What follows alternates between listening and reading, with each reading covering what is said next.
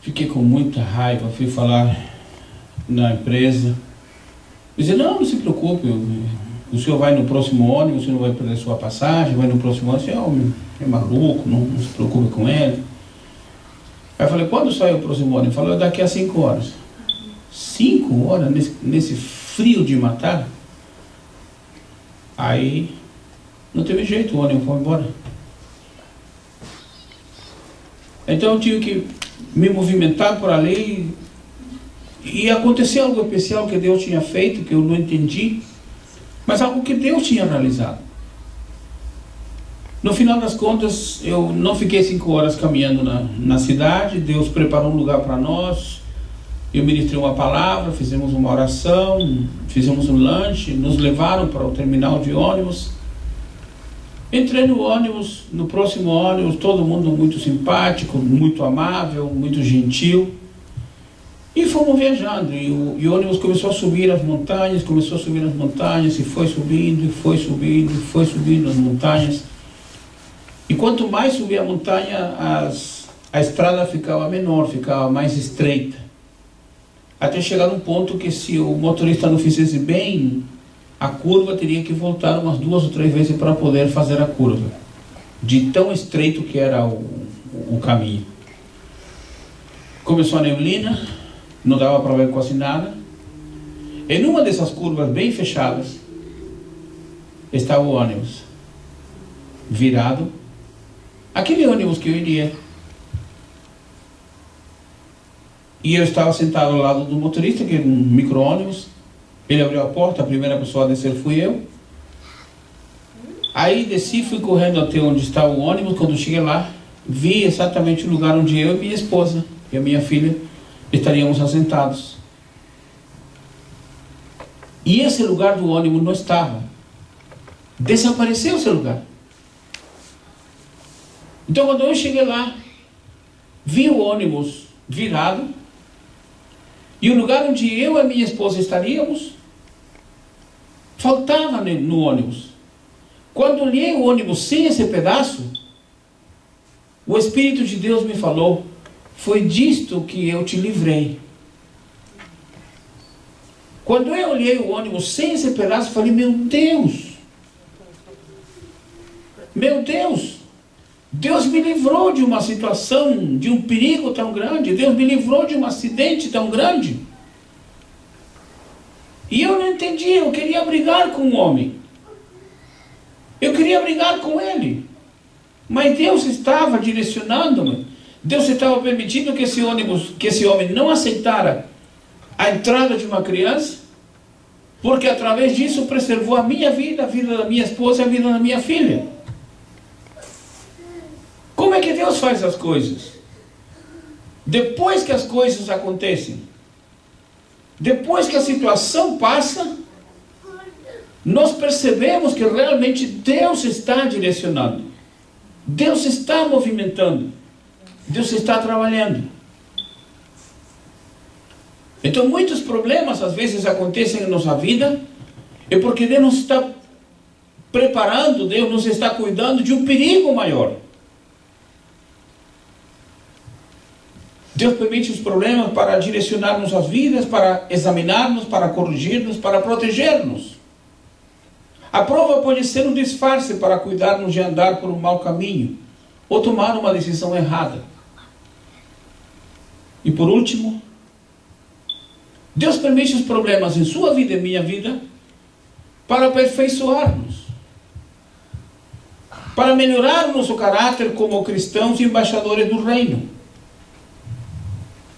A vida nos traz uma série de oportunidades, sejam boas ou más. Depende de onde elas vêm.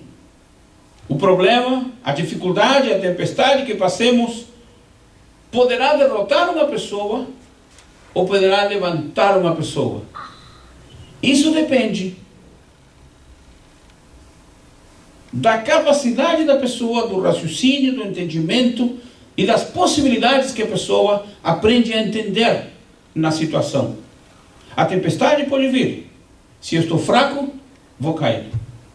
Se eu não tenho condição de me levantar, mesmo caído, ficarei deitado. Mas se vem o problema e a pessoa cai, mas está em condições, tem pensamento, tem fé, tem confiança, tem capacidade, se levanta novamente. Então o problema em nossa vida, em sua vida, minha vida, é uma permissão de Deus para que nós sejamos trabalhados por Ele. Se eu não entendo isso, de repente vou reclamar de Deus. Eu não estou querendo com isto apresentar uma teologia do sofrimento, a teologia da desgraça, a teologia do problema. Não, não estou fazendo isso. Estou simplesmente apresentando o que o Senhor Jesus Cristo disse: no mundo tereis aflições. Aí ele disse: mas tende bom ânimo, eu venci o mundo. Então o problema vai estar sempre conosco. A dificuldade sempre vai nos acompanhar. Eu costumo dizer que o único lugar onde não tem problema é no cemitério. Quem está ali no cemitério não tem nenhum problema. Nem frio, nem calor, nem dívida, nem cansaço, não reclama do vizinho. Está tudo aparentemente certo. Agora, do lado de fora do cemitério, ou quem trabalha no cemitério de repente reclama do frio, do calor, do trabalho, da falta de oportunidades. Então o problema vai estar sempre fazendo parte, sempre estará fazendo parte da nossa vida, sempre estará criando confusão, sempre estará aparecendo na nossa vida. Depende do ponto de vista que eu enxergo o problema. Se eu vejo o problema como uma chance de Deus na minha vida para vencer esse problema e sair vitorioso, glória a Deus. No mundo tereis aflições, mas tende bom ânimo. Se eu vejo o problema como uma coisa, uma montanha que vem sobre mim, que eu não tenho condição de vencer, então serei um fracassado.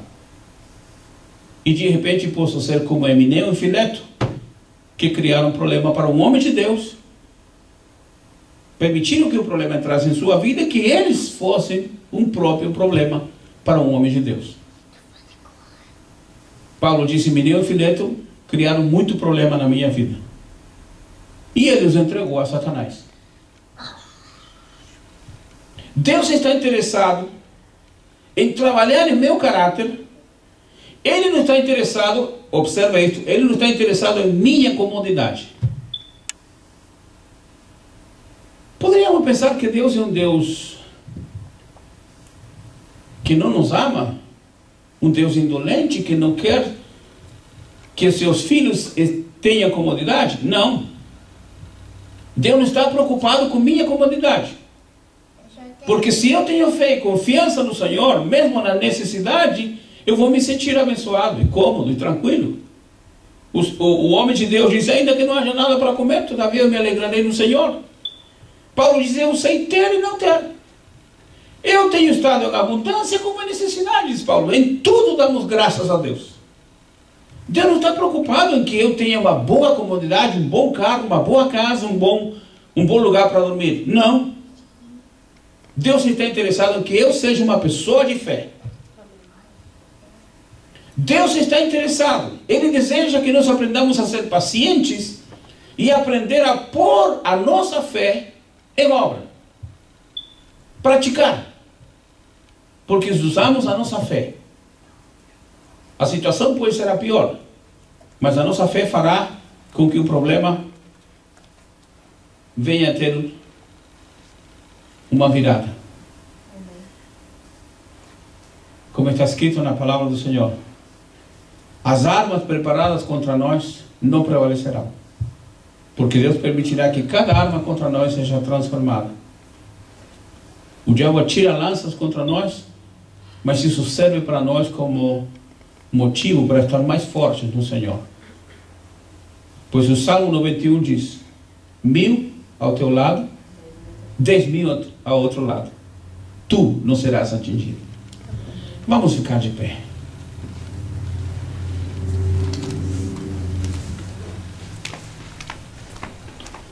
Deus maravilhoso, agradecemos a Ti por Tua palavra. O propósito de Deus para as nossas vidas não é que nós passemos por problemas, Mas se eu não entendo o seu propósito em minha vida, o Senhor permitirá que o problema chegue, que a dificuldade apareça, que a luta se levante, para que eu entenda qual é o seu propósito em minha vida.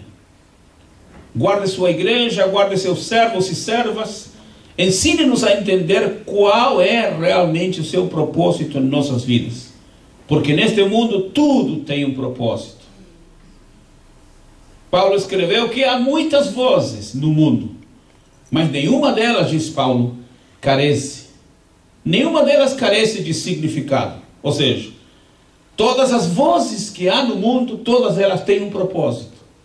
Todas elas têm um significado. Que a voz principal, que a voz maior do teu Espírito, fale aos nossos corações e nos mostre o teu propósito soberano, teu propósito maravilhoso, teu propósito especial, para que nós possamos nos deleitar na tua presença. Para que nós possamos ter alegria e prazer de estarmos na tua casa, na tua presença, glorificando o teu nome. Deus, guarde cada um dos seus servos, em nome de Jesus. Amém. Amém.